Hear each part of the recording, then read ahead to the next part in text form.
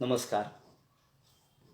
श्रीमद भागवत एक जीवन संवाद या व्याख्यानमालेच्या आजच्या चिंतनामध्ये आपण भागवत ग्रंथातील साहित्य विचार या अनुषंगाने चिंतन करणार आहोत. मी प्रारंभी सर्व श्रोत्यांचे, दर्शकांचे, प्रेक्षकांचे, विद्वानांचे, संयोजकांचे मनःपूर्वक आभार व्यक्त करतो आणि आपल्या सर्वांचं स्वागत या ठिकाणी करतो. श्रीमद भागवत हा ग्रंथ एक पुराण ग्रंथ आहे. तो श्रेष्ठ दर्जाचा महापुराण म्हणून ज्याचं वर्णन केलं जातं अशा प्रकारचा ग्रंथ आहे. तो अध्यात्म निरूपण करणारा ग्रंथ आहे हे जरी खरं असलं तरी या अध्यात्माबरोबरच यातला साहित्य विचार हा देखील माझ्या दृष्टीनं अत्यंत महत्त्वाचा आहे. कारण साहित्य हे या ठिकाणी सहज सृजन प्रक्रियेतला एक आवश्यक भाग आहे. किंबहुना भागवत ग्रंथ एक सृजन आहे, एक सर्जन आहे, एक निर्मिती आहे आणि ही निर्मिती सुंदर आहे.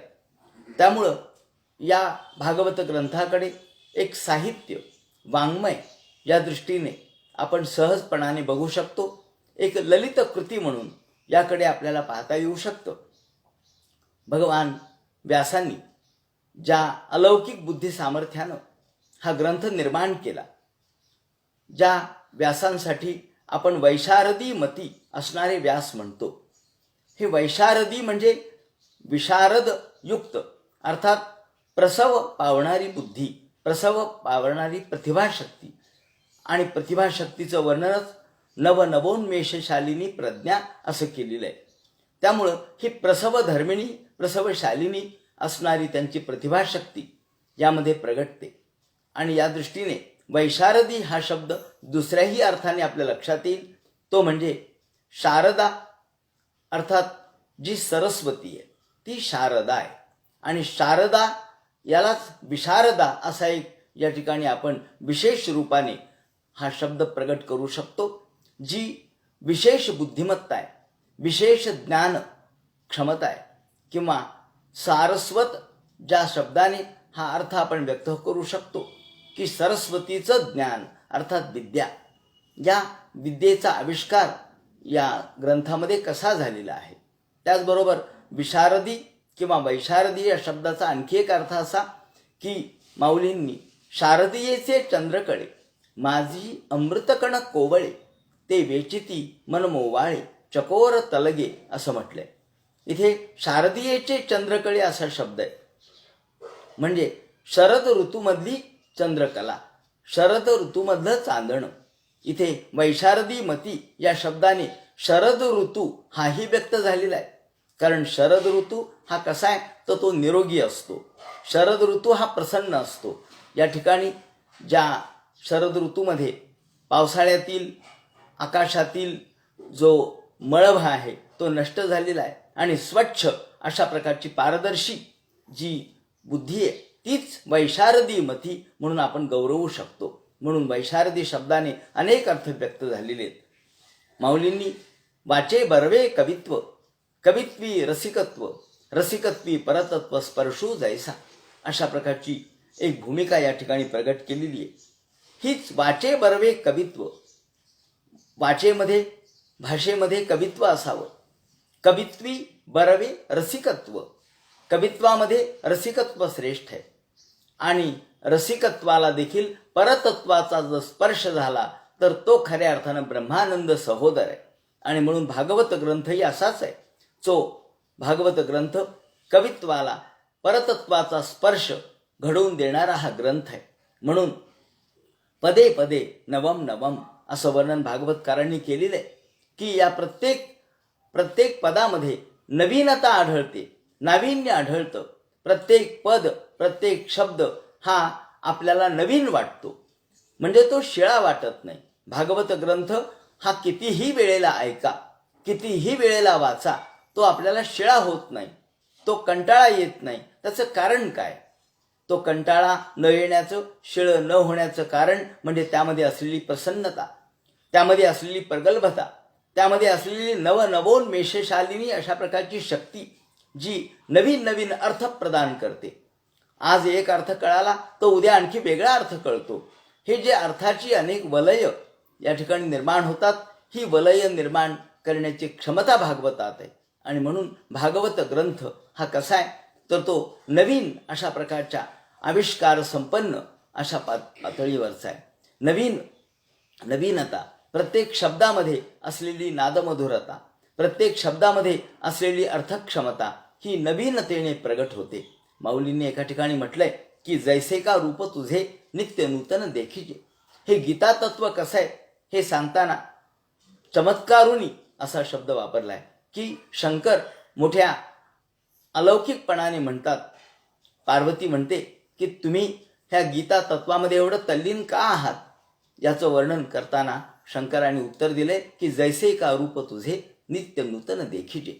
ज्याप्रमाणे तुझं रूप मला नित्य नवं वाटतं त्याप्रमाणे ही गीता तत्व नित्य नवं आहे.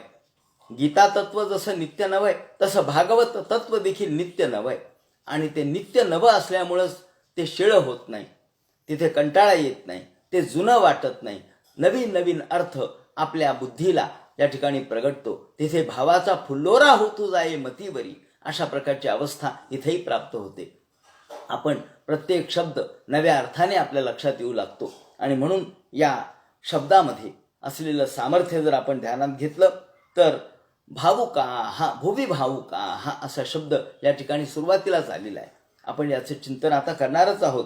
म्हणून यामध्ये आस्वाद्यता कशी आहे, या ग्रंथामध्ये असलेलं जे काव्य सौंदर्य आहे ते कोणकोणत्या पातळीवरचं आहे त्याचा विचार या ठिकाणी आपल्याला आज करायचा आहे.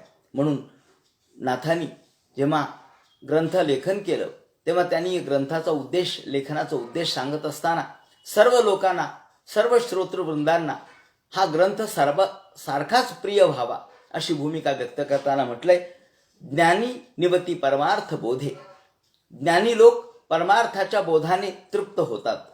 ज्ञानी निवती परमार्थ बोधे. ज्या ठिकाणी परमार्थाचा बोध आहे, परमार्थाचं ज्ञान आहे, त्यामुळं ज्ञानी लोकांना आनंद होतो. पंडित निवती पदबंधे. पंडित लोक हे पांडित्य प्रदर्शनामुळे, पांडित्याच्या दर्शनामुळे, पांडित्याच्या आविष्कारामुळे शब्द, लाघव, त्यातली मांडणी, त्यातली नाट्यात्मता, त्यातील अलंकार योजना, त्यातली रूपकात्मता हे पाहून तल्लीन होतात. म्हणून ज्ञानी निवती परमार्थ बोधे, पंडित निवती पदबंधे आणि सामान्य निवती कथा विनोदे ग्रंथ संबंधे जगनिवे. सामान्य लोक हे मात्र कथा आणि विनोद यामध्ये तल्लीन होतात. त्यामुळं सगळं जग जर आपल्या ग्रंथाकडे वळायचं असेल तर या सगळ्याच गोष्टी असल्या पाहिजेत. त्यामध्ये परमार्थाचा बोधही असला पाहिजे, त्यामध्ये आविष्काराची शैली असली पाहिजे आणि त्यामध्ये कथा आणि विनोद यांचा देखील संगम असला पाहिजे. म्हणून भागवतामध्ये अनेक कथा आल्या, अनेक कथांची अनुसंधानं आली. त्याचबरोबर परमार्थबोध हा तर त्याचा गाभाच आहे. पण हा गाभा कंटाळवाण्या शब्दात व्यक्त झालेला नाही, अत्यंत निरस शब्दात व्यक्त झालेला नाही किंवा कठीण शब्दात व्यक्त झालेला नाही. तसा असता तर लोकांनी या भागवत ग्रंथाकडे पाठ फिरवली असती. पुन्हा पुन्हा सातत्याने भागवत ग्रंथाची पारायणं होतात. अनेक लोक आयुष्यभर ही भागवत ग्रंथ वाचतात, ऐकतात, पठण करतात, मनन करतात, चिंतन करतात, सप्ताह साजरे होतात. याचं कारण काय? याचं कारण पदम पदम, प्रत्येक पदामध्ये यामध्ये नाविन्य आढळतं. आणि म्हणून या प्रत्येक पदामध्ये पदे पदे नवम नवम, प्रत्येक पदामध्ये नवीन अर्थ भरण्याची क्षमता भागवत ग्रंथातच आहे. आणि या दृष्टीने जर आपण बघितलं तर ज्ञानी परमार्थ बोधाने तृप्त होतील, आनंदी होतील, तर पंडित लोक पदबंधाने आनंदी पावतील.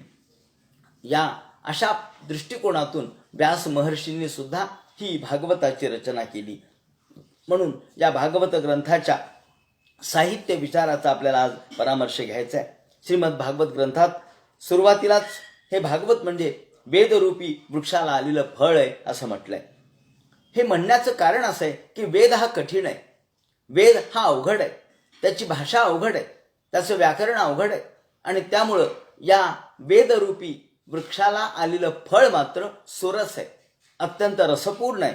आणि हे रसपूर्ण असलेलं फळ ज्याच्यामध्ये टाकाऊ भाग काहीच नाही, हेय भाग काहीच नाही, सगळं ग्राह्यच आहे. असं केवळ रसमय असलेलं हे फळ, रसिकांनी याचा आस्वाद घ्यावा असं म्हटलंय. रसमय फळ आहे या शब्दातच हा अर्थ व्यक्त झालाय की भागवत हे एक साहित्य आहे. भागवत ही एक ललित कृती आहे, तो ललिताविष्कार आहे. आणि म्हणून निगमकल्प तरोर गलितम फलम शुकमुखादमृत द्रव संयुतम पिबत भागवतम रसमालयम मुहुरहो रसिका भुवि भावुका. याप्रमाणे पृथ्वीवरील रसिकांना रसपान करण्याचं आवाहन व्यास महर्षींनी प्रारंभीच केलेलं आहे. रस हा आस्वाद्य असतो. आपण थोडंसं साहित्यशास्त्राकडे वळू. रस हा आस्वाद्य असतो. भरत मुनींनी त्यांच्या नाट्यशास्त्रामध्ये रस म्हणजे काय याची व्याख्या करताना रसैतिक पदार्थ हा उच्चते आस्वाद्यत्वात असं शब्द वापरलेला आहे. म्हणून आस्वाद्यता हाच रसाचा गुणधर्म सांगितलेला आहे.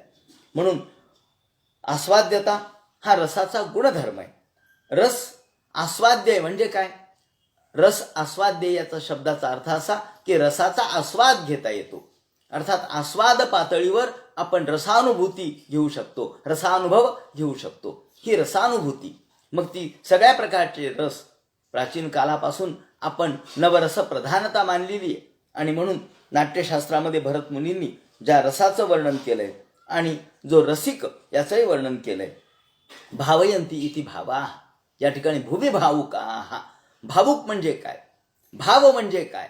या ठिकाणी भाव शब्द अभावाच्या विरोधातला नाहीये. भाव म्हणजे काय? दुकानातला भाव नाहीये. हा भाव म्हणजे भावयंती इति भावाः असं भरतमुनी म्हणतात. भावयंती म्हणजे काय? तर भावयंती म्हणजे भावयन म्हणजे आस्वादयोग्य कुर्वन. भावयन म्हणजे आस्वादयोग्य कुर्वन. अर्थात आस्वाद्यता हा रसाचा एकमेव महत्वाचा गुणधर्म आहे.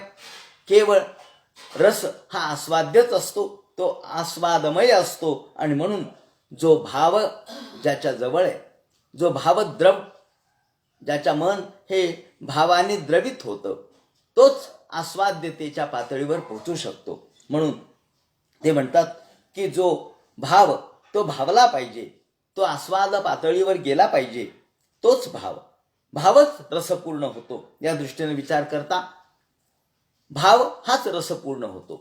या ठिकाणी रस हा आपण बघितलं की लौकिक पातळीवरच्या गोष्टी रसपूर्ण नसतात. म्हणून रस हा जो आहे तो नतु लोके, या ठिकाणी तो अलौकिक असतो अशी भरताची संकल्पना आहे. आणि ती बरोबर आहे, कारण रस हा लौकिक पातळीवर असूच शकत नाही. नाट्य एव रसा नतु लोके असं त्यांनी म्हटलंय. नाट्य एव रसा नतु लोके, तो लौकिक पातळीवर असू शकत नाही. लौकिक सुखदुःख हे रसात्मक होऊ शकत नाहीत. लौकिक सुखदुःख हे आस्वाद्य पातळीवर येऊ शकत नाहीत. त्या ठिकाणी लौकिक सुखदुःख जे असतात ते केवळ एका विशिष्ट पातळीवरच राहतात, व्यक्तिगत पातळीवर राहतात. आणि जेव्हा त्याचा रसात्मक अनुभव येतो तेव्हा ते व्यक्तिगतता गळून पडते. आणि म्हणून या ठिकाणी रस हा जो आहे तो स्थायी विलक्षणो रसाः अशी संकल्पना आहे. तो स्थायीपेक्षा विलक्षण आहे. स्थायी हा लौकिक असतो आणि रस हा स्थायी मधून आस्वाद्य पातळीपर्यंत जातो. म्हणून विभावानुभाव व्यभिचारी भाव संयोगात रसनिष्पत्ती हे त्यांचं महत्वाचं सूत्र आहे. असो, याप्रमाणे या भागवतात आपल्याला असं दिसेल की रसिकतेने आस्वादण्याचा हा ग्रंथ आहे. तत्वज्ञान विषय देखील सुंदर अशा प्रकारच्या भावात्म पातळीवर आलेला आहे. त्याप्रमाणे ज्ञानेश्वरी मध्ये आपल्याला तत्वज्ञान आणि काव्य वेगळं काढता येत नाही. तत्वज्ञान आणि काव्य एकात्म झालेलं आहे. त्याप्रमाणे भागवतात सुद्धा तत्वज्ञान आणि काव्य एकात्म झालेलं आहे. हे भागवत म्हणजे एक तत्वकाव्य आहे असं म्हणा. याप्रमाणे सुंदर भावकाव्य या भागवताने आपल्या समोर आणलेलं आहे. काव्य आणि तत्वज्ञानाचा सुरेख संगम यात आढळतो. व्यास महर्षींनीच मान्य केलंय. लेखनपूर्व आणि लेखननिष्ठ आत्मनिष्ठा आत्मनिर्भरता इथं जाणवते. म्हणून भागवतातील भाव्य संवेद्यता समजून घेणं, त्याची वैशिष्ट्य लक्षात घेणं भागवताचा स्वतंत्र अभ्यास विषय ठरेल. साहित्य काव्य या दृष्टीने श्रीमद भागवताचं परिशीलन केल्यास त्यामध्ये रसपूर्णतेची वैशिष्ट्य आपल्याला जाणवतील. या दृष्टीने श्रीमद भागवताची वाङ्मयीन वैशिष्ट्ये नोंदवताना त्यातील अलंकार, रसविवेचन, शैली, वृत्त, रूपकात्मता, कथात्मता, नाट्यात्मता, नाट्यपूर्णता, कूटरचना, भाषाशैली, गेयता, गीतात्मता, मंत्रात्मकता, सूत्रात्मकता, संवाद विशेष, सूचक शब्द योजना अशा कितीतरी बाबींचा आपल्याला परामर्श घेता येऊ शकतो. अर्थात एका व्याख्यानात किंवा एका लेखात याचा विचार आपल्याला करता येणं अशक्य आहे, परंतु यावर स्वतंत्र चिंतन, एक ग्रंथलेखन सुद्धा होऊ शकेल. म्हणून भागवतातील सर्वच ठिकाणी हा रचना सौंदर्य आपल्याला जाणवतं, याचा प्रत्यय येतो. परंतु त्यातील काही मोजक्याच स्थानांचा निर्देश मी करणार आहे. या ठिकाणी व्यास महर्षींनी म्हटल्याप्रमाणे यात हेय टाकाऊ असं काहीच नाही, सगळं रसमय आहे. त्याचा अल्प या ठिकाणी विचार आपण करूया. भागवत ग्रंथातील रसविशेषांची चर्चा करताना इथं नवरसांचं अभिनव दर्शन घडतं. जसं ज्ञानेश्वरीमध्ये नवरसा भरवी सागर उचित रत्नांचे आगर असं म्हटलंय, त्याप्रमाणे इथं नवरसांचं अभिनव दर्शन घडतं. शृंगार, वीर, करुण, हास्य, रौद्र, भयानक, अद्भुत, बिभत्स आणि शांत रसाचं प्रसंगोपात दर्शन आपल्याला घडतं. शांतरस हा भागवताचा स्थायी भाव आहे. स्थायी भाव शांतरस आहे, कारण सगळं भागवत शांतरसामध्ये एकरूप झालेलं आहे. कारण शांतरस हा निर्वेदामध्ये, या ठिकाणी निर्वेद या पातळीवर जातो. निर्वेद म्हणजे जिथे वैराग्य वृत्ती निर्माण होते त्याला म्हणतात निर्वेद. म्हणून वैराग्य वृत्तीमध्ये, कारण शेवटी परीक्षितीला वैराग्य प्राप्त झालं आणि परीक्षिती हा मुक्त झाला, तो म्हणतो की मी या ठिकाणी सिद्ध झालो, सिद्धोस्म्यहम असा शब्द यामध्ये 12व्या स्कंधामध्ये 7व्या अध्यायात सांगितलेला आहे की मी सिद्धोस्म्यहम, मी आता सिद्ध झालो म्हणजे विरागी झालो. ही जी विरागी अवस्था आहे, वैराग्याची अवस्था आहे, ही जी मनोवस्था आहे, एक प्रकारे संपूर्ण विश्वाकडे त्रयस्थपणे पाहण्याची, तटस्थपणे पाहण्याची जी साक्षी भावात्मक अवस्था आहे, ती अवस्था आपल्याला शांतरसाचा आविष्कार म्हणून दिसते. म्हणून निर्वेद हा शांतरसाचा स्थायी भाव आहे. याप्रमाणे हा पूर्ण ग्रंथ, भागवत ग्रंथ हा शांतरसावर अधिष्ठित आहे. म्हणून माऊलींनी म्हटल्याप्रमाणे की मी शृंगाराच्या माथा शांतरस बसवीन, तो शांतरस आपल्याला भागवतामध्ये पाहायला मिळतो. शांती ही निर्वेद जाणीव निर्माण करते. म्हणून व्यासमहर्षींनी शांती भागवताच्या द्वारे मिळवली. आपण बघतो की व्यास महर्षींना जेव्हा मनामध्ये अस्वस्थता निर्माण झाली, चंचलता निर्माण झाली आणि काय करावं कळेना, ते मनानेच स्वतः विषण्ण झाले, त्यावेळेला शांती देण्याचं काम भागवताने केलंय. म्हणजे भागवताच्या प्रारंभी सुद्धा पहिल्या स्कंधामध्ये शांती देण्याचं काम भागवताने केलं आणि शेवटच्या अगदी 12व्या स्कंधामध्ये सुद्धा परीक्षितीला शांती देण्याचं काम भागवतानेच केलेलं आहे. म्हणून भागवत ग्रंथामध्ये शांत रस हा सर्वत्र पहिल्या स्कंधापासून ते शेवटच्या स्कंधापर्यंत प्रसृत झालेला आपल्याला दिसतो. त्याप्रमाणे आपण बघतो की आपल्या तूप हा जो पदार्थ आहे त्यामध्ये तेजस्विता किंवा ओजस्विता सर्वत्र भरलेली असते. असं होत नाही की तुपामध्ये ओजस्विता इथं कमी आहे आणि तिथं अधिक आहे. तूप हे मुळातच ओजस्वी आणि तेजस्वी आहे. त्याच्या प्रत्येक कणाकणामध्ये ही ओजस्विता तेजस्विता भरलेली आहे. तसं भागवताच्या प्रत्येक शब्दामध्ये शांतरसाचा अनुभव आपल्याला येतो. म्हणून व्यास महर्षींना शांती मिळाली भागवतातून. परीक्षितीच्या संसार सर्पावर शांतीनेच मात केली आणि त्याला सिद्ध बनवलं. तो निर्वेद स्थितीला पोहोचला. म्हणून निर्वेद भावाच्या निर्मितीसाठी शांतरसाची गरज आहे. प्रथम आपण शृंगारापासून सुरुवात करूया. शृंगार रसाचा स्थायी भाव रती आहे. भागवताची प्रेरणा विरक्तीची. या ठिकाणी आपण तर म्हणाल की भागवत तर विरक्ती प्रदान करणारा ग्रंथ आहे, मग रती यामध्ये कशी निर्माण होऊ शकते? म्हणून भागवताची प्रेरणा विरक्तीची आहे. तरी सुद्धा श्रीकृष्ण कथा ही रतीकडून विरतीकडे जाणारी आहे. कृष्ण कथा संपूर्ण भागवतामध्ये आपल्याला अगदी 2ऱ्या स्कंधामध्ये दिसते आणि सर्वत्र दशमस्कंद, एकादश स्कंद आणि इतर सुद्धा ठिकाणी विखुरलेल्या श्रीकृष्ण कथा दिसतात. ह्या कृष्ण कथा प्रामुख्याने रतीकडून विरतीकडे जाणार आहेत. म्हणून कृष्णाची रासक्रीडा, त्यांची वनविहार, त्यांचे युगुलगीत, कृष्णाच्या पत्नीचे आविर्भाव, कृष्णाच्या पत्नींचे त्यांचे होणारे प्रेमसंवाद, यातून शृंगाराचं प्रगटीकरण झालेलं आहे. रासक्रीडेत विप्रलंभ शृंगार आहे आणि संभोग शृंगार आहे. या दोन्हीचं दर्शन घडतं. गोपी गीतात विप्रलंभ शृंगाराचं उत्कट दर्शन घडतं. यात कृष्णाच्या विरहानं आर्त झालेल्या गोपी कृष्ण स्मरणात व्याकुळ आहेत. त्या म्हणतात, हे श्रीकृष्णा, प्रणत देहिनाम पापकर्षणम तृणचरानुगम श्रीनिकेतनम फणिफणार्पितम ते पदांबुजम कृणु कुचेषु न कृंधिन रुच्छयम. किंवा प्रणत कामदम पद्मजार्चितम धरणिमंडनम ध्येयमापदी चरण पंकजम शंतमंचते रमणनस्तनेश्वरपै स्वपर रमणनस्तनेर्श्वरपयाधिहनः. याप्रमाणे आपल्या श्रीकृष्णाच्या विरहानं आर्त झालेल्या गोपींचे हे मनोगत विप्रलंभ शृंगाराचं रसपूर्ण चित्र उभं करतं. या ठिकाणी गोपींच्या निमित्तानं श्रीकृष्णाच्या एकूण भक्तिभावाचा जो आविष्कार झाला तो शृंगार रसपूर्ण अशा प्रकारचा आहे. समग्र गोपीगीतच याचं उदाहरण आहे. प्रणत कामदम पद्मजार्चितम धरणिमंडनम ध्येयमापदी चरण पंकजम शंतमंचते रमणनस्तनेश्वरपयाधिहन. याप्रमाणे महारस रासक्रीडा हा संभोग शृंगाराचं रसमय आविष्करण आहे. रासक्रीडेतील आल्हादमयता, नुपुरांचा झंकार, गोपींचं नृत्य, गायन, स्वरगुंजन आणि त्यांचं परस्पर आलिंगन यांचं रमणीय दर्शन यामध्ये आपल्याला घडतं. तदंग संग प्रमुदा कुलेंद्रिया केशांदुकूलम कुचपट्टिकांबा नांजः प्रतिबोढुमलम व्रजस्त्रियो विस्त्रस्तमालाभरणा कुरुद्वह. हे जे दशमस्कंधाचं वर्णन आहे आणि त्यानंतर त्या श्रांत झालेल्या गोपींच्या मुखावरून कृष्णानं हात फिरवला, त्यातील श्रांत शब्द रतिक्लांतता व्यक्त करतो. हा श्रांत शब्द रतिक्लांत अशा प्रकारची एक स्थिती प्रगट करतो. तासामती विहारेण श्रांतानां वदनानि साहा प्रामृजत करुणा प्रेमणा शंतमेनांग पाणीना. या ठिकाणी जे दशमस्कंधातलं विवरण आहे ते प्रामुख्याने रासक्रीडेचं जर पाहिलं, त्याचा शेवट जर पाहिला, तासामती विहारेण श्रांतानां वदनानि साहा प्रामृजत करुणा प्रेमणा शंतमेनांग पाणीना. शरद ऋतूतील ही क्रीडा शृंगारपूर्ण आहे. शरद ऋतू हा शृंगार सूचक असून पौर्णिमा ही देखील शृंगारवर्धक असल्याचं हे अनुकूल वातावरण म्हणजे अनुभाव आणि संचारी भाव आहेत.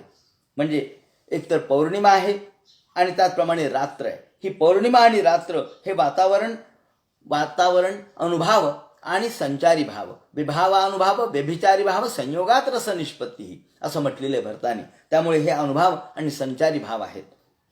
शिशेव आत्मन्यवरुद्ध सौरत सर्वा शरद काव्य कथारसाश्रया असं म्हटलेलं आहे या ठिकाणी. याप्रमाणे असे भागवतकारच म्हणतात, विभाव, अनुभाव आणि संचारी भाव यातून ही रसनिर्मिती होते. विभावानुभाव व्यभिचारी भाव संयोगात रसनिष्पत्ती हे सूत्र यात आपल्याला स्पष्टपणे दिसतं. यात श्रीकृष्ण हा आलंबन आहे, तर गोपी हे उद्दीपन विभाव आहेत, नुपूर चंदन हे अनुभाव आहेत आणि शरद ऋतू वगैरे संचारी भाव आहेत. यातून शृंगार रसाची अभिव्यक्ती आपल्याला झालेली दिसते. असाच शृंगार रस श्रीकृष्णानं त्यांच्या पत्न्यांशी केलेल्या जलक्रीडा प्रसंगी, संवाद प्रसंगी निर्माण झालेला आहे. श्रीकृष्ण जलविहार करताना कमळांनी सुगंधित पाण्यात ते प्रवेश करत, यावेळी त्यांच्या पत्नींच्या अंगावरील केशरउटी पाण्यात मिसळून जाई. कृष्णाला पत्नींच्या या स्तनांची केशरउटी आलिंगनाच्या वेळी लागे आणि कृष्ण पिचकाऱ्यांनी पाणी ओढून जलक्रीडा करी. त्यावेळी त्यांच्या पत्न्यांच्या मांड्यावर त्यांची वक्षस्थळे ओली झाली, त्यातून वस्त्र दिसू लागली आणि त्यात पिचकारी काढून घेण्याच्या बहाण्याने कृष्ण त्यांच्याजवळ जाऊन त्यांना आलिंगन देई. मधुर वार्तालाप, आलिंगन, चुंबन यामुळे त्यांना वस्त्राचंही भान राहत नसे. विजहार विगायुंभो हृदिनीषु महोदया कुच कुंकुमलिप्तांग परिरब्धश्च योषिताम. दशमस्कंधातील 90व्या अध्यायातला हे वर्णन जर वाचलं, विजहार विगाह्यांभो हृदिनीषु महोदया कुच कुंकुमलिप्तांग परिरब्धश्च योषिताम.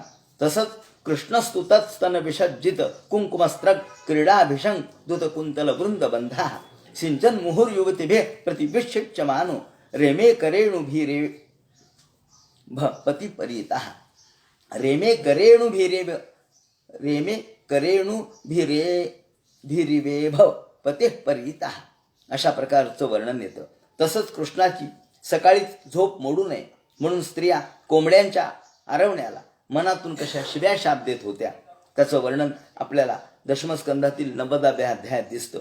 कुररी विलपसित्वम वीत निद्रान शेषे स्वपती जगते रात्र्या मीश्वर गुप्त बोधा.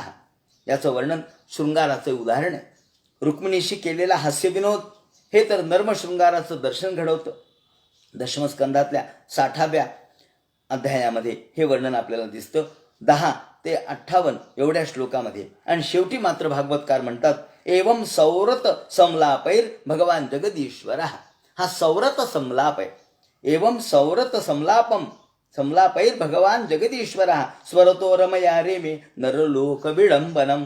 श्रीकृष्णाशी तन मन धनाने तन्मय झालेल्या रुक्मिणीशी श्रीकृष्णाने सहज विनोद केला की आता मला 16,108 पत्नी आहेत. तुला शिशुपालाकडे जायचं असेल तर जा, तू राजकन्या आहेस, आम्ही गवळी आहोत वगैरे. यातून रुक्मिणीला संताप येतो, रोष येतो आणि त्यातून भगवान श्रीकृष्ण तिचं सांत्वन करतात. हे एका सांत्वन शृंगाराचं उदाहरण आहे. अशा प्रकारचं शृंगार रस प्रधानता आपल्याला यामध्ये दिसते. वीररस हा जर या भागवतात बघायचा झाला तर भागवतात अनेक युद्ध प्रसंगी वीररसाचं दर्शन घडलेलं आहे. वीररसाचा स्थायी भाव उत्साह असतो. त्यात वीरश्रीयुक्त संवाद युद्ध यांचं वर्णन येतं. तेव्हा भागवतकार त्याचे प्रत्येकारी दर्शन घडवतात. जरासंध वध आणि बलराम यांच्या संघर्षात जरासंधाच्या आणि बलरामाच्या संघर्षामध्ये दोघांचं वर्णन, दोघांचं स्वरूप कसं दिसलं. दोघं जेव्हा परस्पराला भिडले त्यावेळेला सिंहमेवो जसा असा शब्द वापरलाय. सिंहमेवो जसा असं वर्णन येतं. तसंच भीम आणि जरासंध यांच्या गदायुद्ध प्रसंगी वीररस जिवंत होतो. ते वर्णन पहा. भीम आणि जरासंध युद्धाचं वर्णन. मंडलानी विचित्राणी सव्यम दक्षिणमेवच चरतोष शुशुभे युद्धम नटयोरिव रंगिणो ततश्चट चटा शब्दो वज्र निष्पेष सन्निभा गदयो क्षिप्तयो राजन दंतयोरिव दंतिनो. 2 हत्ती एकमेकाला भिडावेत त्याप्रमाणे दिसू लागले आणि गदेचा आवाज सुद्धा कसा येऊ लागला याचं मोठं ध्वन्यकारी अशा स्वरूपाचं वर्णन भागवतकारांनी केलेलं आहे. ततश्चट चटा शब्दो वज्र निष्पेष सन्निभा गदयो क्षिप्त यो राजन दंतयोरिव दंतिना. त्यांचं गदा फिरवणं, त्याचा आवाज, त्याचे आघात, त्याचं वीररस पूर्ण वीरश्री पूर्ण दर्शन या ठिकाणी दिसतं. नटयो रिवरंगिणो हो आणि दंतयो रिवदंतिनो हो. एखाद्या मदोन्मत्त हत्तीप्रमाणे रंगमंचावरील नटाप्रमाणे ते भासत होते असं दृक् प्रत्ययी वर्णन या ठिकाणी दिसतं. वीररसाची खूप उदाहरणं आहेत. हिरण्याक्ष आणि वराह परमात्मा यांच्या युद्धात सुद्धा भगवान त्याला उद्देशून वीरश्रीयुक्त भाषण करतात. सत्य या ठिकाणी सत्यम वयंभो वनगोचरा मृगा युष्मद्विधान मृगय ग्रामसिंहान असं या ठिकाणी तो म्हणतो की तू एक ग्रामसिंह आहेस. आणि याचं उत्तर देताना भगवंतांनी म्हटलंय सत्यम वदंभो वनगोचरा मृगा युष्मद्विधा मृगय ग्रामसिंहान. आणि त्यानंतर तुम्हाला युद्ध गदायुद्ध होतं. हे वर्णन मुळातून वाचण्यासारखं आहे. श्रीकृष्णाचं मथुरेतील बनलाशी झालेलं मधलं युद्ध वीररसाचं दर्शन घडवण्यास अत्यंत अलौकिक आहे. कंसवध हा देखील वीररसपूर्ण आहे. अशा प्रकारे वीररस हा सर्वत्र दिसून येतो. धैर्य, धाडस, पराक्रम, शौर्य, वीरोचित भाषण, संवाद, परस्परांना केलेलं आवाहन किंवा आव्हान यातून वीररस व्यक्त होतो. शंख वाजवणं, त्याचा ध्वनी हा देखील वीररसपूर्ण असतो. कृष्ण हस्तिनापुरातून भारतीय युद्धानंतर द्वारकेत येतो तेव्हा त्याचं शंखवादन वीरश्रीयुक्त आहे. ते रूपदर्शन सुंदर आणि सतेज आहे. लाल कमलात राजहंस असावा तसा ओठात श्रीकृष्णाच्या लाल तळहातात पांचजन्य शंख दिसतो. हे वर्णन सौंदर्यपूर्ण आहे. त्याचप्रमाणे या वीररसपूर्ण वर्णनामध्ये आपल्याला जे वर्णन दिसतं ते अत्यंत अलौकिक आहे. त्याचप्रमाणे या मूळ श्लोक असा आहे स उच्च काशे धवलो दरो दरो विरुक्रमस्याधर शोण शोणिमा दाद्मायमान करकंज संपुटे यथाब्ज खंडे कलहंस उत्स्वना. त्याप्रमाणे या एखाद्या लाल कमळामध्ये राजहंस बसावा त्याप्रमाणे भगवंताच्या हातामध्ये हा शंख पांढरा स्वच्छ पांचजन्य होता याचं दर्शन आहे. आणि त्याचा आवाज हा सगळ्यांना कसा ऐकू आला तर जगत भय भयानकम, सगळ्या जगाला भय वाटावं, दुष्टांना त्याचं भय वाटावं आणि सृष्टांना आनंद वाटावा. त्याचप्रमाणे करुण रस जर आपण लक्षात घेतला तर या करुण रसामध्ये शोक, कारुण्य, रुदन, व्यथा, वेदना, आर्तता यातून करुण रसाचा प्रत्यय येतो. भागवतात अशी अनेक कथानके आहेत त्यामध्ये आर्तता आणि करुण भाव व्यक्त झालेला आहे.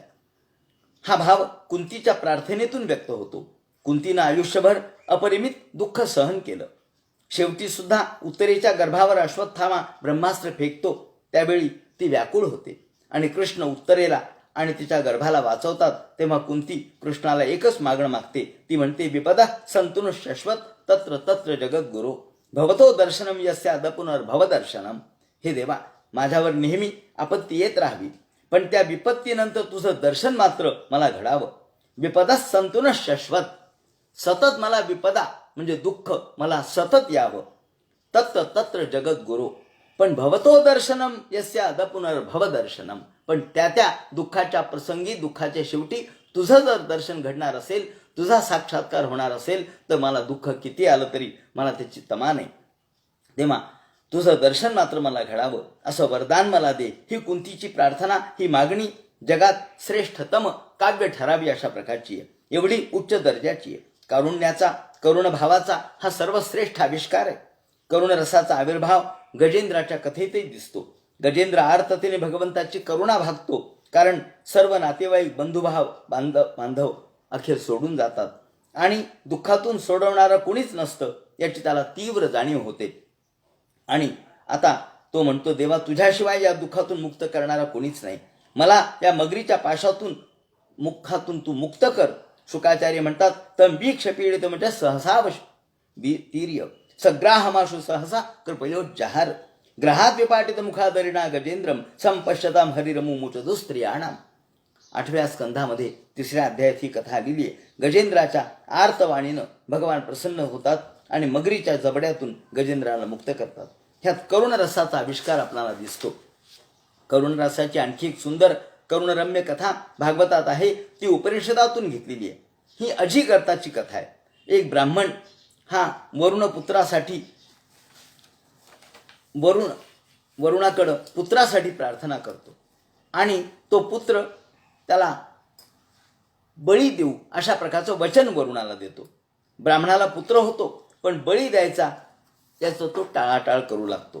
प्रथम तो अज्ञानी आहे, तो अजून लहान आहे, तो अज्ञानी आहे, त्याला ज्ञान प्राप्त होऊ द्या म्हणून टाळाटाळ करतो. नंतर त्याला दात येऊ द्या असं तो म्हणतो, नंतर दात पडू द्या असं म्हणतो, मग दुसरे दात येऊ द्या असं म्हणतो. असं करून वरुणाला तो बळी देण्याचं लांबणीवर टाकतो.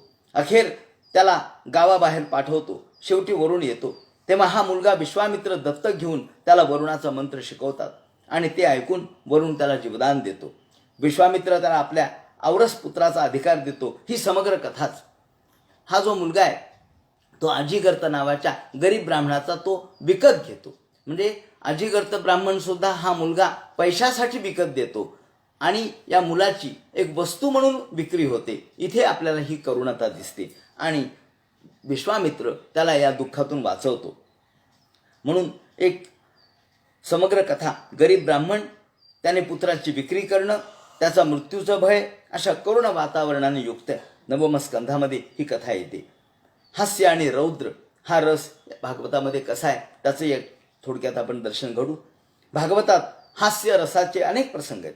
त्यात कृष्णाची गोकुळातली लीला, जर आपण त्यांची लीला पाहिली, भोजन प्रसंगी भगवान गोपालकृष्ण कशा पद्धतीने सर्वांना गंमत मजा करत करत सर्वांच्या बरोबर भोजन घेत असत. हासय नर्मभिस्वैही, तिथे तिने हासय नर्मभिस्वैही असा शब्द वापरलाय. म्हणून काल्याचा प्रसंग, तसेच अनेक विनोदी प्रसंग, शिवाय इंद्रप्रस्थातील मयसभेत दुर्योधनाचा जलस्थलाभास इत्यादी अनेक प्रसंग आहेत. रौद्र रसामध्ये श्रीकृष्णानं कंसाच्या रंगसभेत कुवलयापीड हत्ती ठार केला. त्याचे 2 दात आपल्या हाती घेतले, त्यावेळी त्या हत्तीचं रक्त कृष्ण आणि बलरामाच्या अंगावर उडालं. हा प्रसंग रौद्र रसाचा उत्कर्ष आहे.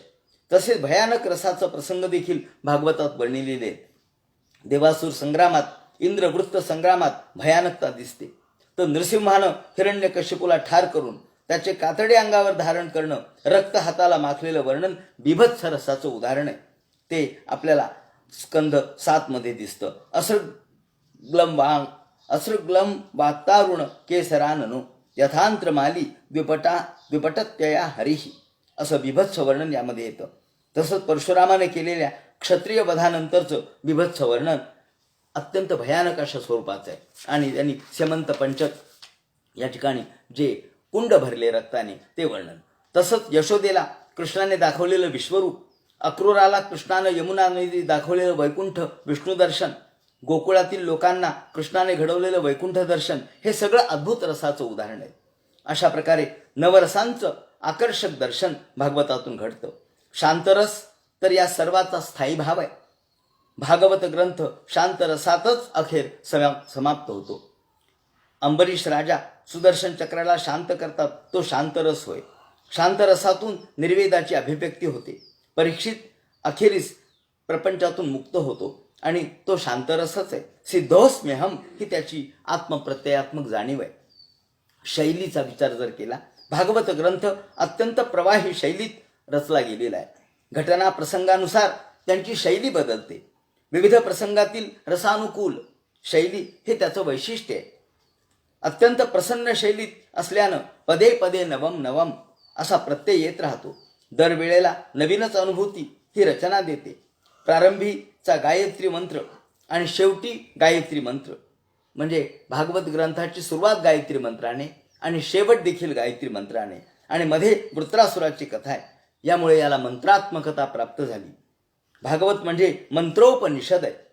वृत्रासुर कथेतील नारायण वर्म म्हणजे कवच, गजेंद्र मोक्ष कथन, वेदस्तुती इत्यादी रचना मंत्रमय आहेत. विविध वृत्तात्मक रचनेमुळं याचं सौंदर्य वाढलंय. दक्ष प्रजापती यज्ञाच्या परिपूर्ती प्रसंगी वैतालिक, ऋत्विज, देव, गंधर्व यांनी केलेल्या प्रार्थना विविध वृत्तात आहेत. तसंच नृसिंह प्रगट झाल्यावर त्यांना शांत करण्यासाठी आलेल्या प्रार्थना ह्या विविध वृत्तामध्ये आहेत. वृत्तवैचित्र्य आणि वृत्तवैविध्य हे भागवताचं वैशिष्ट्य आहे. अनुष्टुप छंदाप्रमाणेच इतरही छंद यात आलेले आहेत. मालिनी, शिखरणी, मंदाक्रांता, शार्दूल विक्रीडित, नरकुटक यासारखे वृत्त यामध्ये दिसतात. वृत्त वैचित्र्याप्रमाणेच अलंकार वैचित्र्य हे देखील आढळतं. शब्दालंकार आणि अर्थालंकार आहेत. यमक, अनुप्रास, श्लेष याप्रमाणेच रूपक अलंकाराचे देखील अनेक उदाहरण आहेत.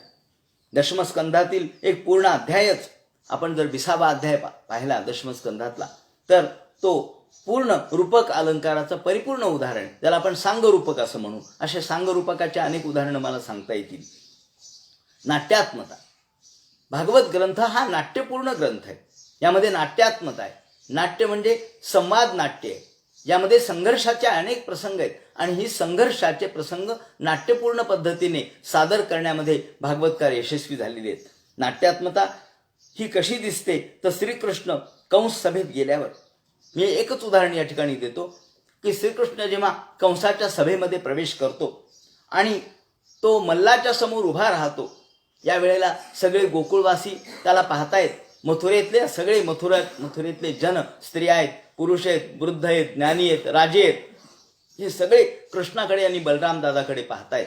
या वेळेला हे मल्ल देखील कृष्णाकडे पाहतायत आणि कंस देखील पाहतोय. असं मोठं सुंदर वर्णन यामध्ये करण्यात आलंय. आणि कृष्ण या वर्णनामध्ये आपल्याला कसा दिसतो याचं दर्शन आपण इथं पाहू शकतो. श्रीकृष्ण जेव्हा त्या एकूण रंगसभेमध्ये येतो, तेव्हा रंगसभेत आल्याबरोबर तो कसा दिसला, प्रत्येकाला तो कसा दिसला याचं वर्णन भागवतकारांनी मोठ्या नाट्यपूर्ण पद्धतीने केलेलं आहे. तो मुळातून श्लोक पाहण्यासारखा आहे. तो श्लोक असा आहे, मल्लानाम अशनिर नृणाम नरवर स्त्रीणाम स्मरो मूर्तिमान. तो कोणाला कसा दिसला, मल्ल समोरच आहेत आणि म्हणून मल्लांना तो कसा दिसला तर मल्लानाम अशनिर नृणाम, मल्लाला हा प्रत्यक्ष वज्र असावं त्याप्रमाणे दिसला. कारण मल्लाचं शरीर डोंगरासारखं होतं, पर्वतप्राय होते, पण या पर्वताला सुद्धा चूर्ण करणारं वज्र असतं. त्याप्रमाणे मल्लाला हा वज्र आहे असं वाटलं. मल्लानाम अशनिर नृणाम नरवर स्त्रीणाम स्मरो मूर्तिमान. स्त्रिया बसलेल्या होत्या, त्यांना वाटला हा मदनाचा पुतळा आहे, प्रत्यक्ष मदनाचा पुतळा वाटला. गोपानाम स्वजनो सताम क्षितिभुजाम, गोपाळांना आपला मित्र वाटला. तर क्षितिभुजाम या ठिकाणी राजांना हा खऱ्या अर्थानं श्रेष्ठ दर्जाचा सम्राट आहे असं वाटलं. शास्ता स्वपित्रो शिशु, आई वडिलांना तो आपला पुत्र आहे असं वाटलं. अरे हा तर आपला मुलगा आहे, आपला पुत्र भावाने आई वडिलांनी त्यांच्याकडे पाहिलं. मल्लांना तोच श्रीकृष्ण प्रत्येकाला कसा दिसला, मल्लानाम अशरीर नृणाम नरवर स्त्रीणाम स्मरो मूर्तिमान. गोपानाम स्वजनो सताम क्षितिभुजाम शास्ता स्वपित्रो शिशु मृत्युर्भोजपतेर. आणि भोजपती अर्थात कंसाला प्रत्यक्ष मृत्यू वाटला. आता एकच कृष्ण आहे पण प्रत्येकाला कसा भिन्न वाटला.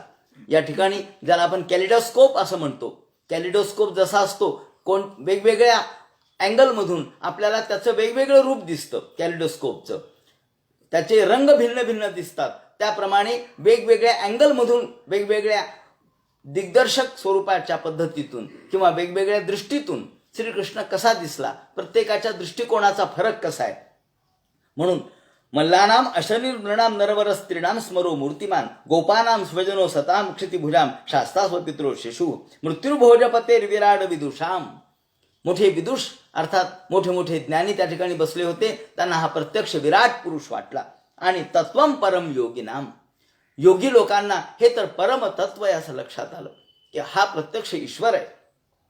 आणि वृष्णीनाम परदेवतेति विदितो रंगंगत साग्रजा. या ठिकाणी रंगंगत साग्रजा हा शब्द फार महत्वाचा आहे. म्हणजे जशी तुमची वृत्ती आहे त्याप्रमाणे ईश्वर आहे. रंगंगत साग्रजा. आणि म्हणून यामध्ये या श्लोकामध्ये जे नाट्यात्मक आहे, जो नाट्यपूर्ण आविष्कार आहे, जो भावपूर्ण आविष्कार आहे, नाट्यात्म पद्धतीने केलेली मांडणी आहे, ती भागवतामध्ये खरोखर अशा अनेक श्लोक आहेत. म्हणून हा श्लोक मी केवळ प्रातिनिधिक म्हणून आपल्या समोर मांडला. मल्लांना प्रत्यक्ष पर्वतप्राय कृष्ण दिसले, वज्रप्राय दिसले तर स्त्रियांना मदन भासले, गोपांना मित्र तर दुष्टांना शासक, आई वडिलांना पुत्र तर कंसाला प्रत्यक्ष यमराज दिसले, आणि मुनींना परमतत्व दिसलं, आणि योग्यांना योगीराज दिसले. प्रत्येकाच्या वृत्तीनुसार कृष्ण दिसले हे नाट्यात्मदर्शन आहे.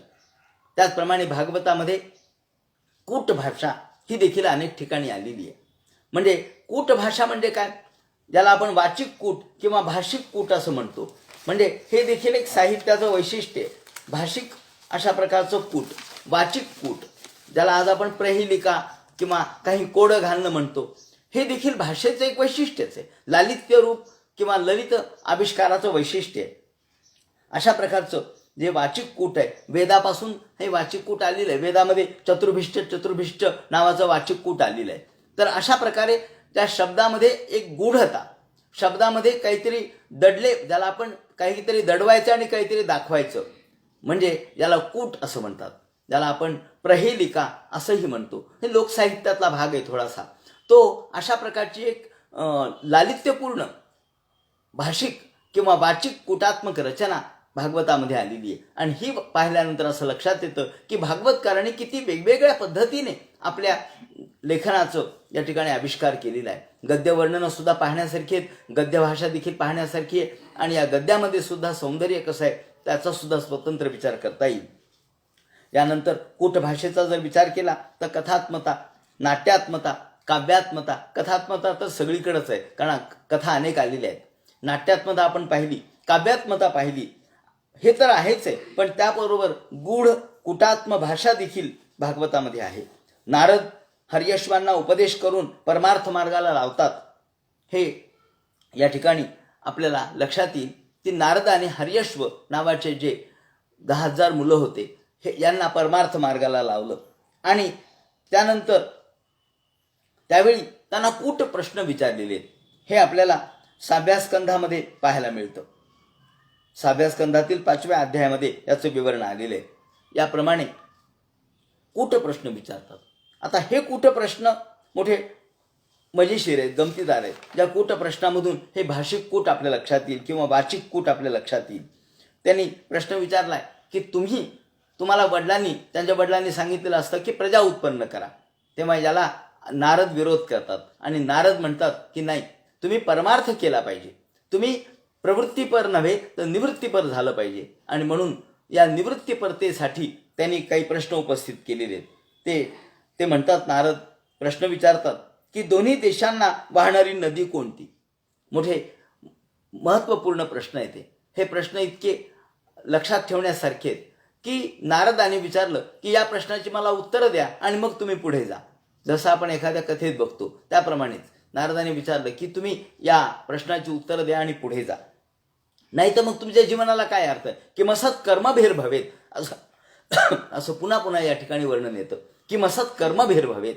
जर तुम्ही असं केलं नाही तर मग तुमचं जीवन निरर्थक आहे. त्यांनी प्रश्न विचारलाय की दोन्ही दिशांना वाहणारी नदी कोणती?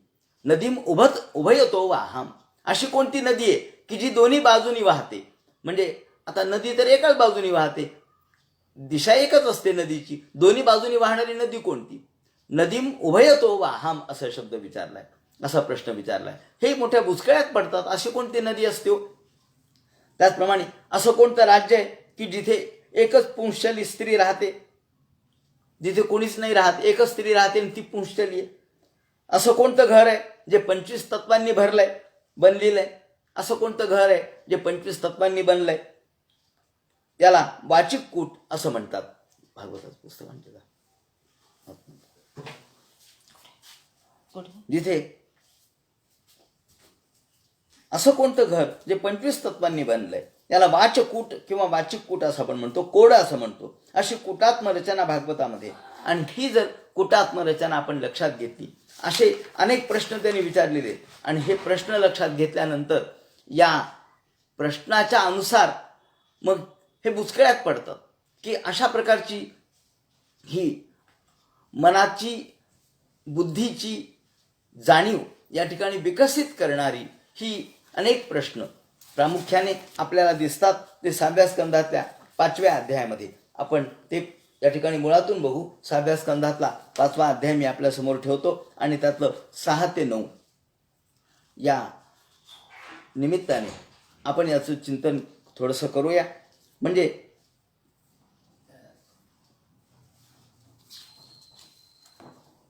नारदाने हे सगळे प्रश्न विचारलेले आणि या प्रश्नामध्ये आपल्याला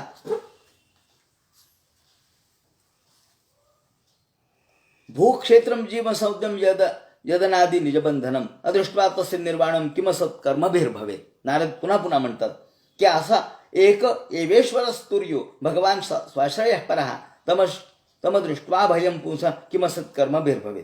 पुमान नैवेती गत्वा बिल स्वर्गम गतो यथा. एकदा असा एक स्वर्ग आहे की जिथे जाण्याचा रस्ता एकच आहे, बाहेर येण्याचा मार्गच नाही. असं कोणतं घर आहे, असं कोणतं ठिकाण आहे, असं कोणतं गाव आहे जिथं जायला फक्त एकच रस्ता आहे? पुमान नैवेती गत्वा बिल स्वर्गम गतो यथा प्रत्येक धामा विद इह किमसत कर्मभिर्भवेत. त्यानंतर नाना रूपात्मनो बुद्धी स्वैरिणी गुणान्विता तन्निष्ठामगत तस्येह किमसत कर्मभिर्भवेत. त्याप्रमाणे 25 तत्वानां पुरुषोद्भूत दर्पणम अध्यात्मबुद्ध्यस्य किमसत कर्मभिर्भवेत. कालचक्रम ब्रह्मस्तीक्षम सर्व निष्कर्ष जगत. याप्रमाणे या प्रत्येक गोष्टीचं विवरण या ठिकाणी करण्यात आलेलं आहे. आणि म्हणून या सर्वांच्या प्रश्नाचं उत्तर यांना देता येत नाही, आणि या प्रश्नाचं उत्तर देण्याच्या निमित्तानं त्यांनी या वाचिक कूटाचं किंवा जी कोडं घातलेलं आहे, तो आध्यात्मिक अशा प्रकारचं कोडं ज्याला आपण म्हणतो ते आपल्याला इथं दिसेल. तसंच जडभरतानं केलेला उपदेश जो रघुगणाला केलेला आहे त्याच्या संवादात सुद्धा भवाटवीचं वर्णन आहे, आणि हे रूपकात्मक आहे किंवा गूढ स्वरूपाचं आहे. नारद आणि प्राचीन बर्ही यांच्या संवादात सुद्धा पुरंजनाख्यान सांगितलंय, तेही रूपकात्मक आहे, कूटभाषेत आहे.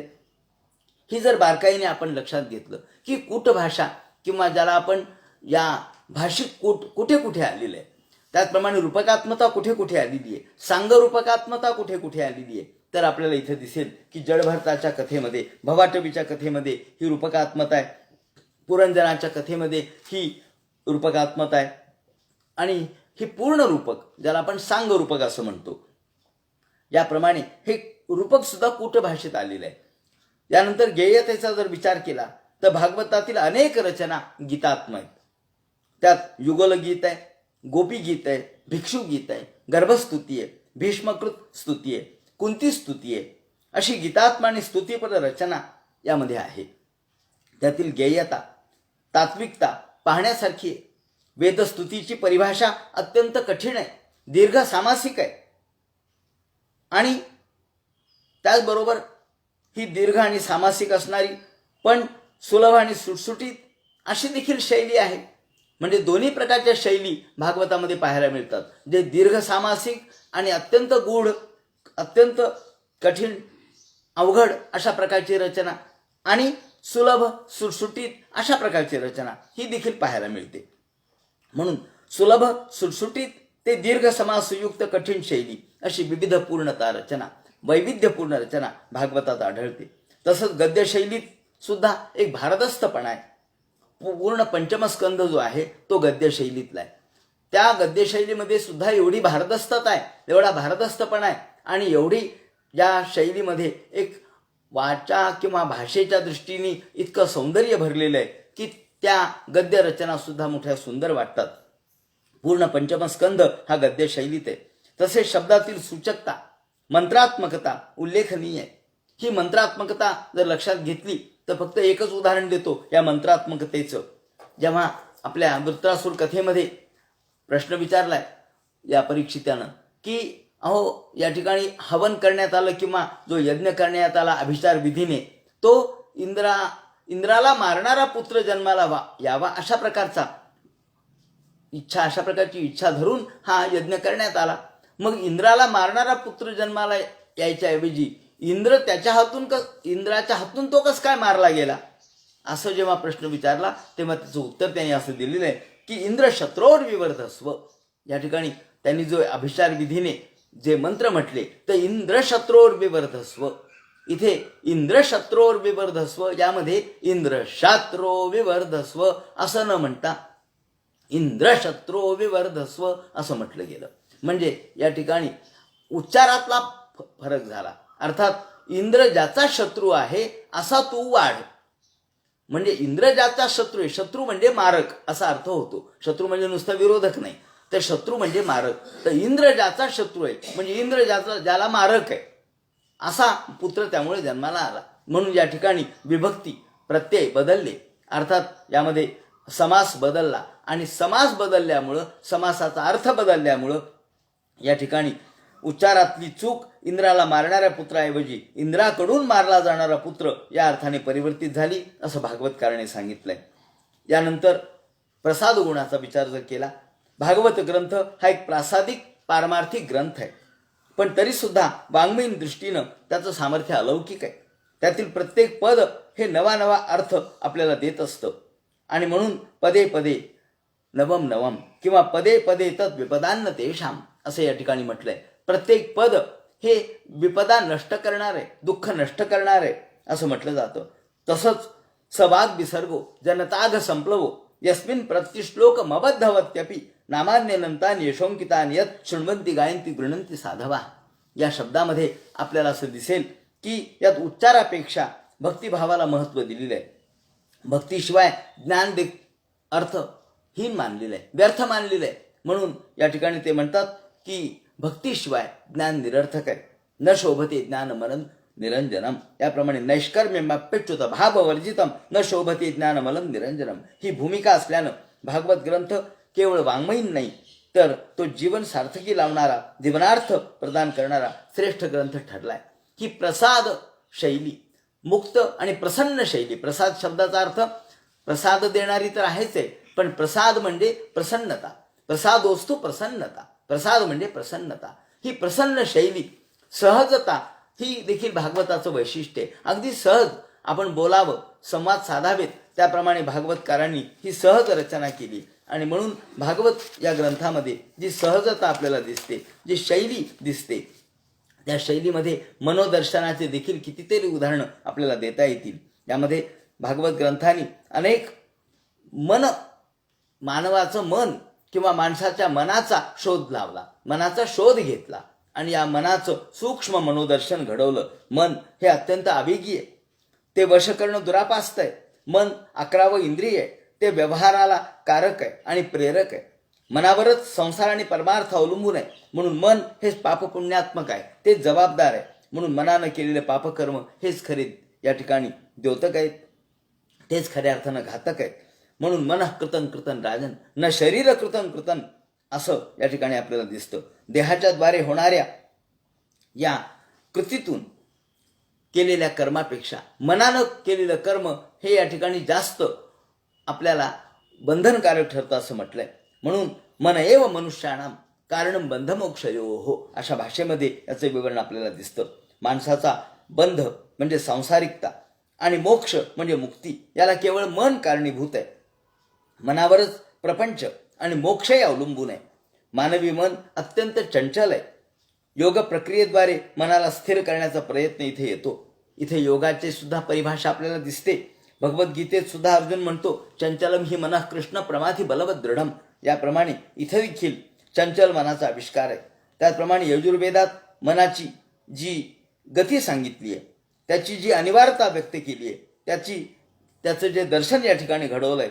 शिवसंकल्प सूक्तामध्ये यज् जाग्रतो दूर मुदैति देवम तदु सुप्तस्य तथैव इति दूरंगमन ज्योतिषाम ज्योतिरेकम तन्मे मनः शिवसंकल्पमस्तु.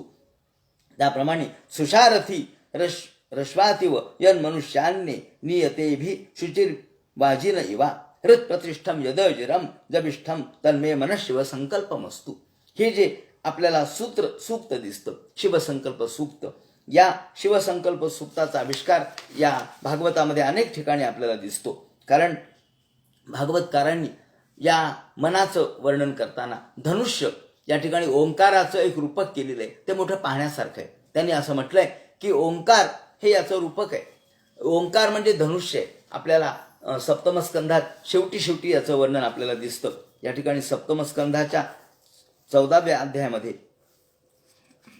आपल्याला 15व्या सप्तमस्कंध जर पाहिला तर त्या सप्तमस्कंधाच्या 15व्या अध्यायामध्ये फार सुंदर रूपक केलेलं आहे. मला वाटतं भागवत या ग्रंथामधलं जर काव्य आणि सौंदर्य पाहायचं झालं तर आपल्याला या श्लोकाचा उल्लेख सहज करता येईल. आपल्याला 15व्या अध्यायामध्ये सप्तमस्कंधाच्या आहुष शरीरम रथमिंद्रियाणी हयान भीषुन मन इंद्रियेशम वर्मानी मात्रा धिषणांच सूतम सत्वम बृहद बंधु रमीश सृष्टम अक्षम दश प्राण मधर्म धर्मो चक्रेभिमानम रथिनंच जीवम धनुर्हि तस्य प्रणवम पठंती शरंतु जीवम परमेव लक्ष्यम. या ठिकाणी धनुष्य हे काय आहे तर ओंकार हे धनुष्य आहे. कारण ओंकाराचं स्वरूप जर बघितलं आपण उभं जर आपण ओंकार काढला तर तो धनुष्यासारखा दिसतो. त्याचा आकार धनुष्यासारखा दिसतो. म्हणून ओंकार हे धनुष्य आहे. म्हणून धनुर्हि तस्य प्रणवम पठंती. आपण हातात धनुष्य घ्यावं ते कशाचं तर ओंकाराचं. बाण कोणते घ्यावेत तर शरंतु जीवम परमेव लक्ष्यम. आपण या जीवाने आपलं लक्ष कोणतं धरावं तर हे लक्ष फक्त परमेश्वराचं लक्ष आपण आपल्या बाणाने ठरवलं पाहिजे. त्याप्रमाणे आहुष शरीरम रथमिंद्रियाणी. शरीर हे माणसाचं रथ आहे असं म्हटलंय. इंद्रिय हे त्याचे घोडे आहेत. हयान भीषुन मन इंद्रियेशम. आणि याचा बागदोर कोणाच्या हातात आहे तर मनाच्या हातात आहे. मन त्याचा रथी आहे, तो या ठिकाणी सारथी आहे. मन त्याचा सारथी आहे आणि रथी आहे तो जीव. रथावर बसलाय तो जीव. हा रथ कशाचा आहे तर शरीराचा. शरीर रूपी रथावर जीव रूपी रथी बसलाय आणि सारथी आहे मन. आहुष शरीरम रथमिंद्रियाणी हयान भीषुन मन इंद्रियेशम वर्मानी मात्रा धिषणांच सूतम सत्वम बृहद बंधुरमीश सृष्टम अक्षम दश प्राण मधर्म धर्मो. या पूर्ण रथाचं रूपकात्मक विवरण केलेलं आहे. याचे अक्ष कोणते तर या ठिकाणी धर्म आणि अधर्म. दश प्राण म धर्म धर्मो. 10 प्राण आहेत आणि धर्म आणि अधर्म हे आख आहे. चक्रेभिमानम. याचे चाक कोणते आहेत तर अभिमान. हे रथिनंच जीवम. आणि जीव हा रथी आहे. याप्रमाणे मोठं सुंदर रूपकात्मक वर्णन. आपल्या समग्र जीवनाचं सार कशात आहे, आपल्या जीवनाचं ध्येय कोणतं आहे. आपल्या जीवनाचं ध्येय एकच आहे ते म्हणजे परमेव लक्ष्यम. याप्रमाणे आपल्या जीवनाचं ध्येय या ठिकाणी सांगितलंय आणि मोठ्या रूपकात्मक पद्धतीने सांगितलंय. धनुष्य म्हणजे कोणतं तर प्रणवम पठंती. धनुर्हि तस्य प्रणवम पठंती. प्रणव म्हणजे ओंकार. हे धनुष्य आहे कारण ते धनुष्याकार आहे.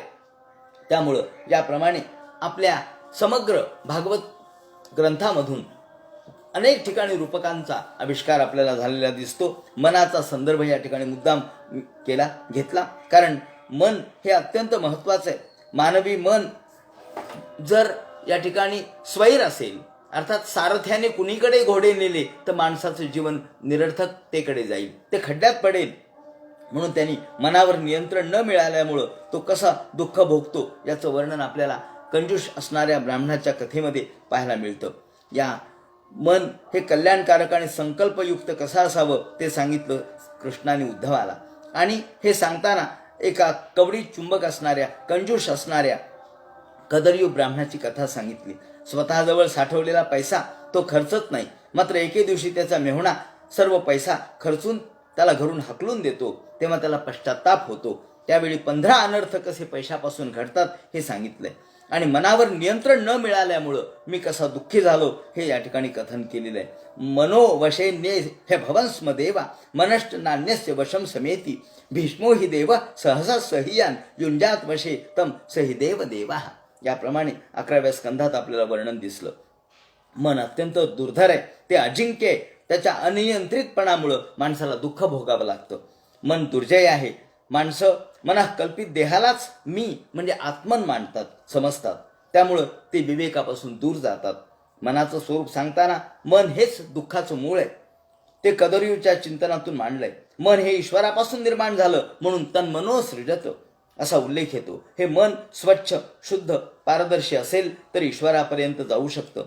म्हणून तो मनानं जाणता येतो असं ऋषीवचन आहे. मनसैव मनुते असं ऋषीवचन आहे. पण हेच वासना विकारांनी युक्त असेल तर ईश्वरापर्यंत जाऊ शकत नाही. योगी लोक याच निर्मल मनाद्वारे भगवंताचं ध्यान करतात. म्हणून वर्णन येतं ध्यानावस्थित तद्गतेन मनसा पश्यन्ति योगिनो. भागवताच्या 12व्या स्कंधामध्ये शेवटी हा श्लोक आलेला आहे 13व्या अध्यायामध्ये की ध्यानावस्थित तद्गतेन मनसा पश्यन्ति यम योगिनो यस्यांतन्न विदुस्सुरासुरगणा देवाय तस्मै नमः. अशा प्रकारे भागवतामध्ये मनासंबंधी चिंतन आपल्याला येताना दिसतं. तैत्तिरीय उपनिषदात म्हटलंय यतो वाचो निवर्तन्ते अप्राप्य मनसासह. ज्या ठिकाणी वाचा पोहोचत नाही, जे मनाला समजून येत नाही असं ईश्वर तत्व आहे. म्हणून तैत्तिरीय उपनिषदकार म्हणतात यतो वाचो निवर्तन्ते अप्राप्य मनसासह. जे मनाला देखील अप्राप्य, जे वाचेला देखील अप्राप्य, वाणी देखील पोचू शकत नाही, मन पोचू शकत नाही, ते ब्रह्मतत्व आहे. अशा प्रकारच्या या मनाचं विवरण आपल्याला भागवतकारांनी या ठिकाणी केलेलं दिसतं. त्याचप्रमाणे या भागवत ग्रंथामध्ये अनेक ठिकाणी आपल्याला रूपकाच्या दृष्टीने जर विचार केला तर यज्ञावतार जो भगवंतांनी धारण केला वराहाचा, या वराहाच्या यज्ञावताराच्या निमित्तानं पूर्ण यज्ञ या ठिकाणी यज्ञीय ज्या ज्या गोष्टी आहेत त्या सगळ्या यज्ञीय गोष्टीचं किंवा वस्तूंचं रूपक या वराहाच्या निमित्ताने केलेलं आहे. ते थोडक्यात पाहण्यासारखं आहे. या ठिकाणी भागवत ग्रंथातील 3य स्कंधात सुकरावतार अर्थात यज्ञावतार आहे. हा पहिला अवतार आहे. याला यज्ञावतार आपण म्हणतो कारण सुकराच्या सर्व अंगोपंगांचं वर्णन म्हणजे केश, रोम, खुर, डोळे यांच्याशी यज्ञीय वस्तूशी साम्य दाखवलेले आहे. आणि म्हणून हे नमुन्यादाखल आपण बघूया. सर्व ऋषीगण या वराहाकडे बघून म्हणतात जितम जितम ते जित यज्ञ भावन त्रयीम तनु स्वाम परिधुन्वते नमः. तुम्हाला नमस्कार असो, आपण अजित यज्ञ स्वरूप आहात. यध्वरात्मकम असा शब्द वापरलाय. ध्वर म्हणजे यज्ञ. या ठिकाणी एक शब्द मुद्दाम सांगतो की अध्वर शब्द कसा तयार झाला तर ध्वर म्हणजे हिंसा. जिथे हिंसा नाही त्याला अध्वर म्हणतात. आपण हे लक्षात घ्या की यज्ञामध्ये कधीच हिंसा केली गेलेली नाही. हिंसेचं कधीच स्पष्टीकरण यज्ञामध्ये नाहीये. हिंसा यज्ञाने कधीच मानलेली नाही. त्यामुळं अध्वर शब्द यज्ञाला जो पडला तो यासाठी पडला की जिथे हिंसा होत नाही त्याला म्हणतात अध्वर. म्हणून यदध्वरात्मकम या उल्लेखातही हाच अर्थ आहे. कारण आपण अध्वर रूप आहात, कारण आपलं सर्व अवयव यज्ञीय स्वरूप आणि द्रव्य स्वरूप आहेत. आपल्या त्वचेत गायत्री छंद आहे. हे सुद्धा मुद्दाम पाहण्यासारखं आहे, मुळातून वाचण्यासारखं आहे की या वराह रूपाच्या प्रत्येक अवयवामध्ये वराहाच्या यज्ञीय वस्तू आणि यज्ञीय जे संदर्भ आहेत, द्रव्य आहेत, त्याचं आपल्याला साम्य दाखवलेलं दिसतं. ते म्हणतात, सगळे ऋषी म्हणतात, आपल्या त्वचेत गायत्री छंद आहे, रोमामध्ये कुश आहे, डोळ्यात आज्य आहे म्हणजे तूप आहे, आपले 4 चरण म्हणजे होता, अध्वर्यू, उद्गात आणि ब्रह्मा आहेत. या 4 ऋत्विजांच्या कर्माचं प्रतीक आहेत. आपल्या मुखाचा अग्रभाग सृक. आता हे थोडंसं ज्यांना या यज्ञीय परिभाषा माहीत नाही त्यांना अवघड जाईल, परंतु आपण ते समजून घ्या. आपल्या मुखाचा अग्रभाग हा सृक आहे आणि नासिका छिद्र म्हणजे स्रुवा आहे. पोटात इडा आहे म्हणजे यज्ञीय भक्षण पात्र आहे. तर कान म्हणजे चमस आहे. मुखात प्राशित्र म्हणजे ब्रह्मभाग पात्र आहे आणि कंठछिद्रात ग्रह म्हणजे सोमपात्र आहे. आपलं चरवण हे अग्निहोत्र आहे. आपले अवतार ग्रहण हीच दीक्षणीय इष्टी आहे. तर आपलं मान म्हणजे उपसद आहे आणि दाढा या प्रायणीय आहेत आणि उदमनीय म्हणजे यज्ञ समाप्तीची इष्टी आहे. जिव्हा हे प्रवर्ग्य आहे. तर डोकं हे सभ्य आहे. सभ्य म्हणजे होमरहित अग्नी.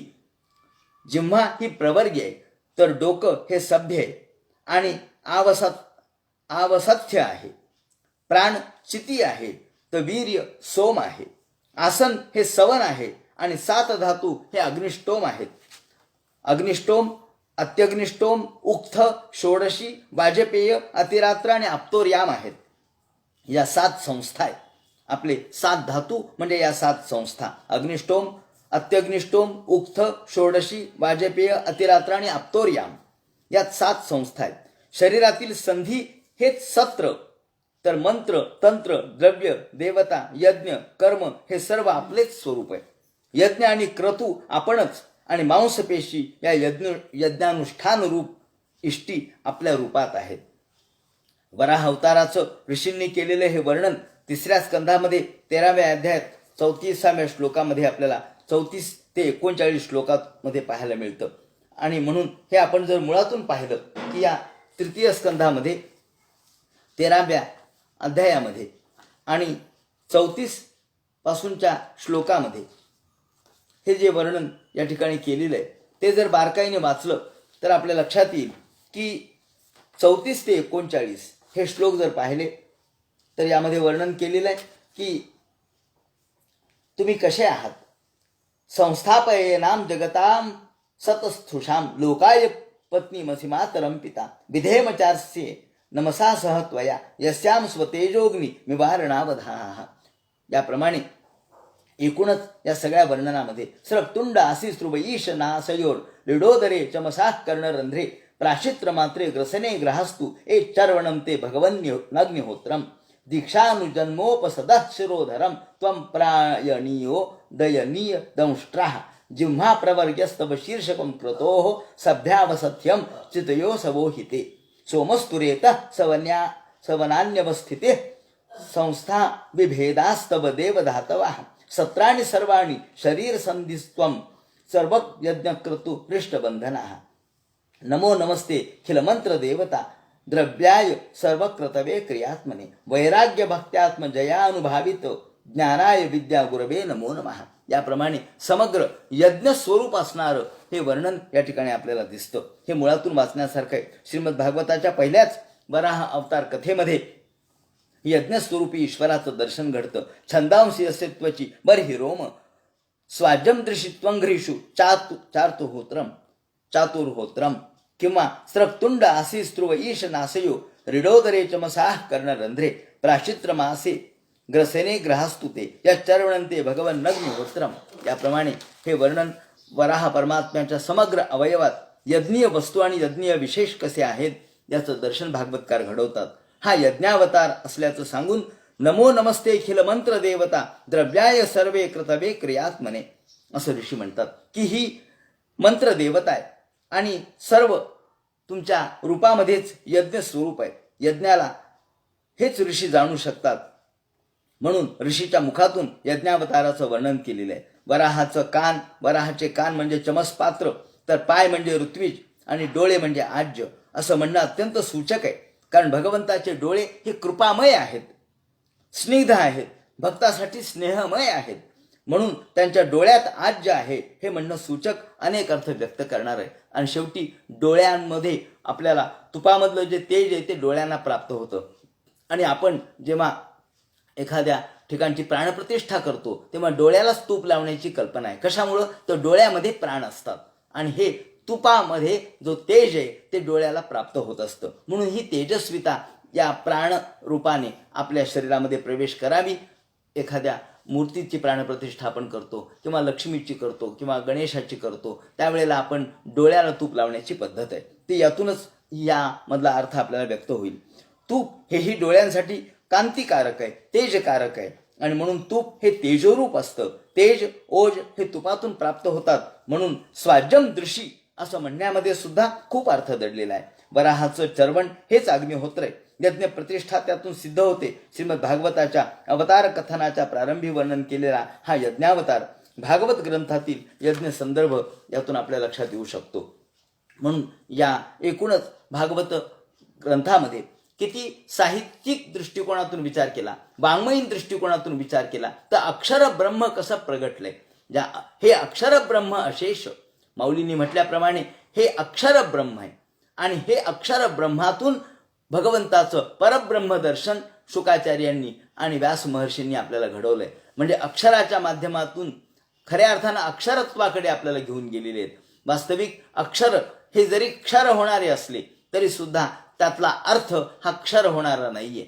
म्हणून शब्द हे जरी दिसायला लहान असले, माऊलींनी म्हटलंय बिंब जरी बचके एवढे तरी प्रकाशात त्रैलोक्य थोकडे, तैसी शब्दांची व्याप्ती येणे पाडे अनुभवावी.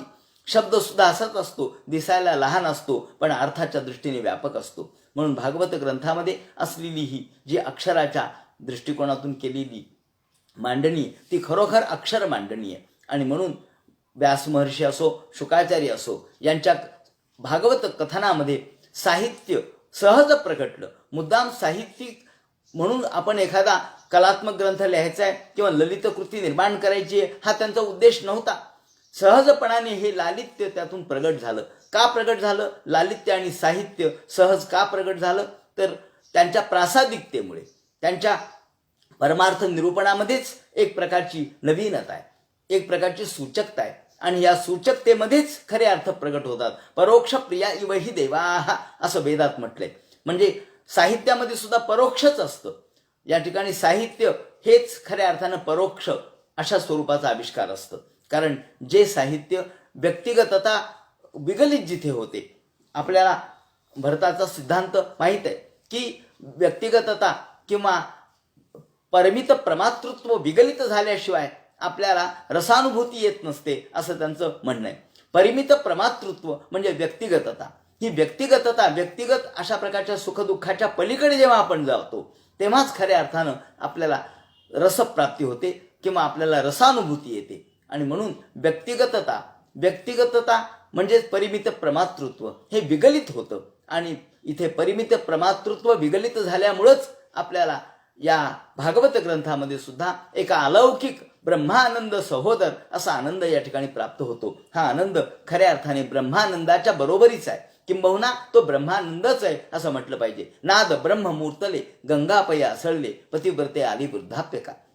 इथे सुद्धा नाद ब्रह्माचा अनुभव किंवा शब्द ब्रह्माचा अनुभव आपल्याला येतो. असा हा शब्द ब्रह्माचा आविष्कार ज्या भागवत ग्रंथामधून घडला. या भागवत ग्रंथातील साहित्याचा विचार आपण या निमित्ताने ईषत स्वरूपात केला. एकूणच भागवतातील साहित्य विचार यावर स्वतंत्र ग्रंथ होऊ शकतो, यावर व्याख्यानमाला सुद्धा होऊ शकते. परंतु मी माझ्या आजच्या मर्यादेच्या काळा वेळेमध्ये आणि माझ्या स्वतःच्या व्यक्तिगत मर्यादा बुद्धीची, ज्ञानाची आणि आकलनाची लक्षात घेता मी माझ्या परीने हा विषय या ठिकाणी मांडला. आता उद्याच्या चिंतनामध्ये आपण त्यातल्या तत्वचर्चेचा विचार करू, भागवतातील तत्वज्ञान किंवा तत्वबोध याचा विचार करू. तोपर्यंत आपण थांबूया. धन्यवाद.